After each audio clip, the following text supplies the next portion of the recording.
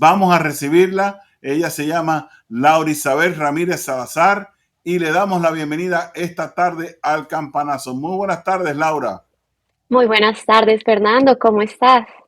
Muy bien, muy bien, muy bien. Yo sé, yo soy una persona seria. Yo te voy a decir, Laura, aunque en tus perfiles eres Laurita, pero bueno, vamos a, vamos a hacer esto de la manera correcta.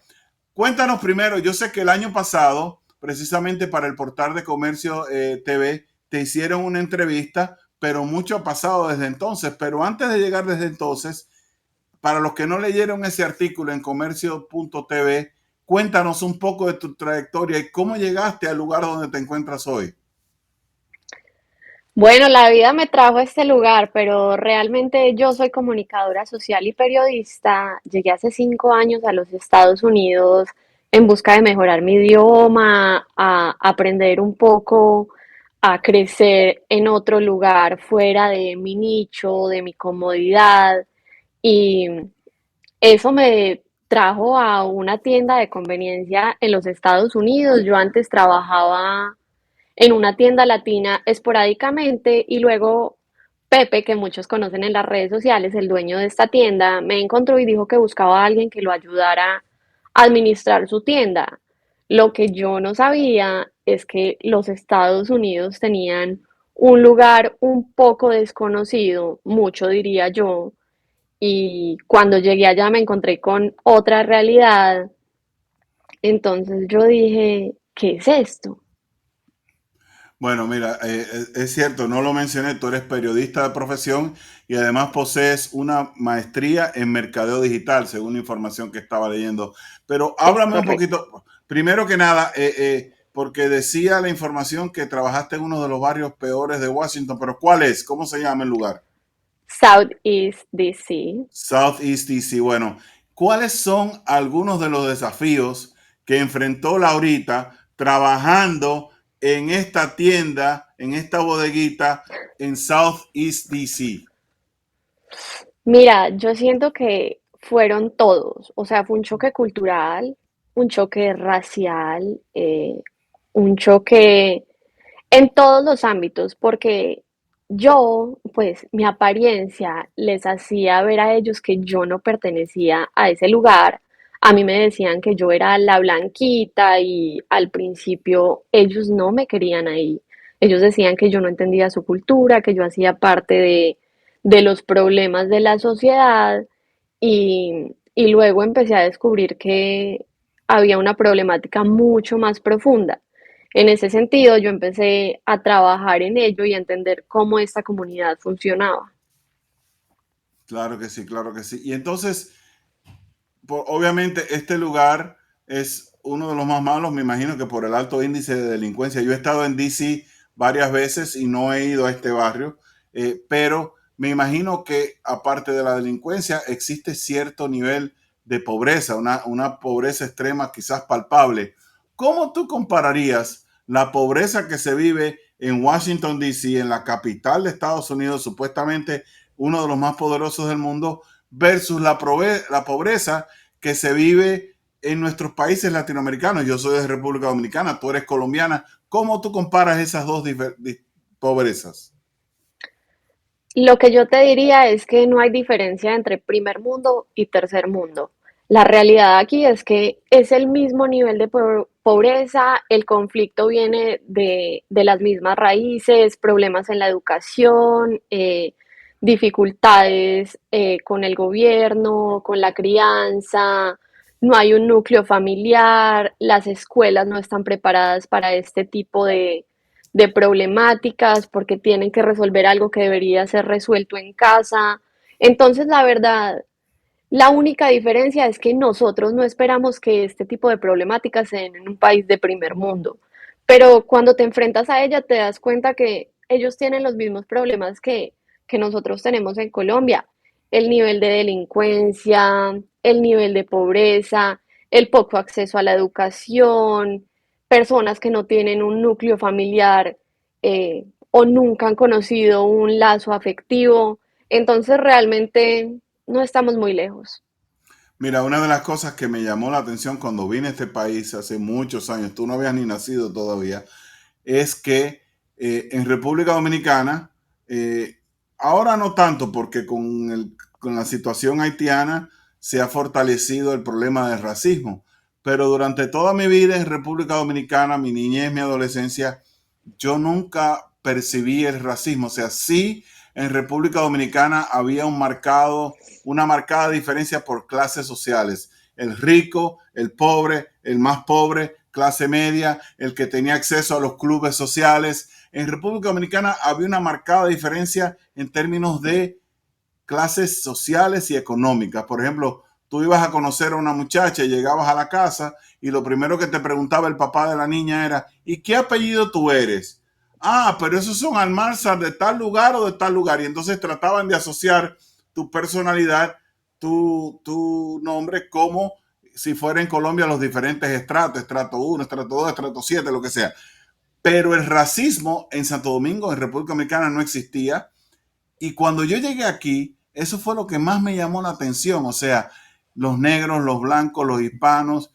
Conocí una palabra que no sabía que existía, que era speak, que es la que utilizan algunas personas despectivamente para referirse a los hispanos. Y entonces esa era una realidad que, como tú dices en tus redes, nadie conocía. Pero mira, me estaba diciendo nuestro productor que hubo dos momentos en particular que fueron muy duros que tú viviste en esta tienda de conveniencia en Washington. Cuéntanos cuáles fueron.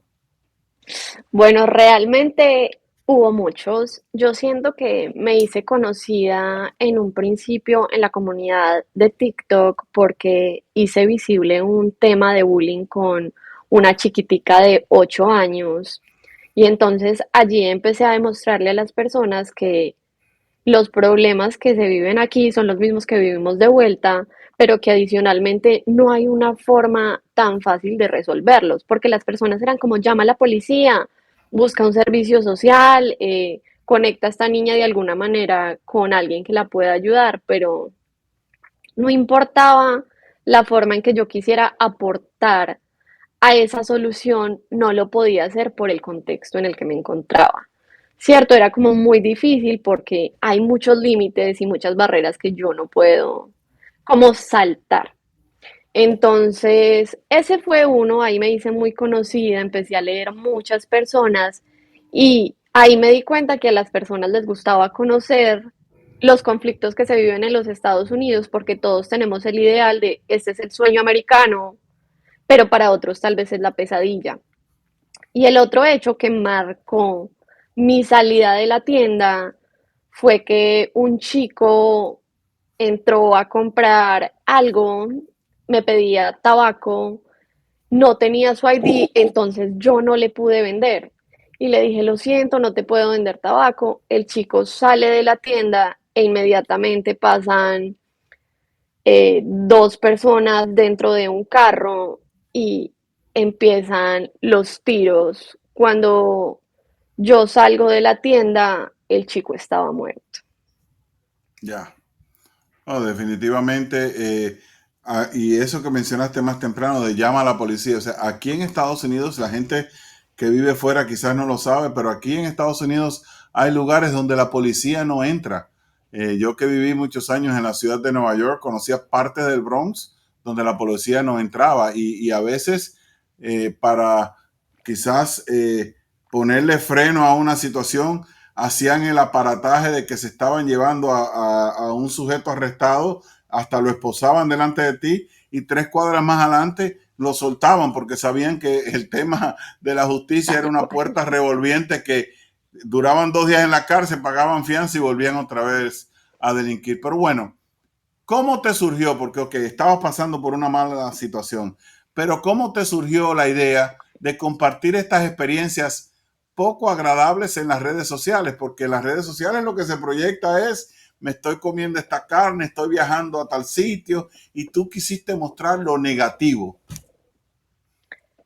Yo tengo en mi concepción las redes sociales como aquí no estoy hablando de, pues de perfección. Yo antes de entrar a la tienda ya tenía en mi cabeza este proyecto, yo ya había empezado con mi blog Nuestros Ojalá, pero allí escribía historias de migrantes. cómo llegaron, cómo fue cruzar desde Europa en barco y llegar a los Estados Unidos, ¿es este el sueño americano o es esta una pesadilla? Todo ese tipo de historias. Luego dije, bueno, lo voy a trasladar a plataformas sociales e inicié Instagram y TikTok. Y allí fue un poco el boom de, oh, esto también pasa en los Estados Unidos. Entonces, luego descubrí en todo este proceso que a la humanidad le falta fe, le falta amor, le falta amabilidad y decidí empezar a compartir frases diarias, porque en esta comunidad yo evidencié vacíos emocionales, vacíos en el alma, personas que no eran escuchadas y por eso también tuve una conexión con esta comunidad. Yo dije como, si ellos no los escuchan, yo soy una cajera, cuénteme usted cómo está. Y esa era la diferencia, cómo se encuentra hoy, porque está triste. Yo empecé a reconocer esas personas, saber su estado de ánimo y darles una frase amigable todos los días hacía que ellos se conectaran conmigo. Y de esa misma manera, las personas de las redes sociales se empezaron a conectar virtualmente. ¿Por qué crees tú que ese tipo de contenido atrajo a la gente? Porque es una, bueno, aunque les estoy mostrando algo muy difícil y complicado de los Estados Unidos, todo mi contenido va enfocado a algo positivo. O sea, si estás viviendo esto ahora y es difícil, esta es la manera en que puedes atravesarlo. Porque si hoy ves que está oscuro, en la oscuridad es donde tú puedes ver las estrellas. O después de la lluvia llega el arco iris. Entonces, siento que les estoy mostrando lo difícil, pero también cómo trascender por ello. Háblame un poquitito de nuestros ojalá, que ya lo mencionaste, pero igual te iba a preguntar al respecto, que entiendo que es un blog para resaltar los testimonios y las historias de los inmigrantes que vienen a Estados Unidos. Cuéntanos un poquitico de nuestros ojalá. Bueno, ojalá para mí es la palabra de la fe, de la esperanza, de los miedos, es ojalá viviera, ojalá tuviera, ojalá hiciera, ojalá lograra, ojalá consiguiera, ojalá no me pasara.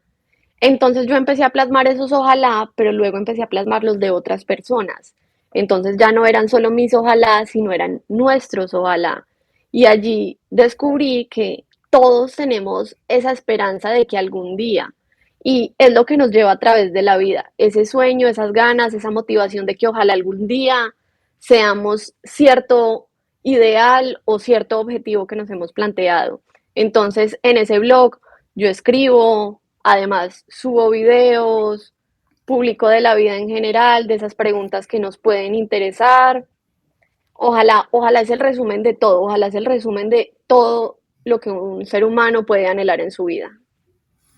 Bueno, Laura, muchísimas gracias y ojalá que podamos traerte de nuevo aquí al campanazo. Señores, estábamos hablando con Laura Isabel Ramírez Salazar, ella es comunicadora social, periodista y también pueden seguirla a través de su TikTok, Laurita Sar 23 y por supuesto puede sintonizarse en el blog Nuestros Ojalá, es una página de internet. Muchísimas gracias, Laura.